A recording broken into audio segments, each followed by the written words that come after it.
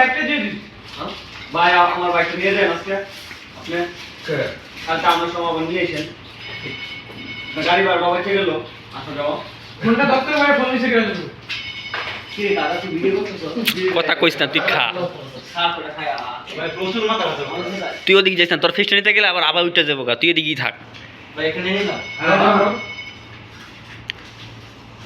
phone দেয় কেটা আয় তোর টেলিফোন আমাকে ওইটা নেই নিচেরটা নেই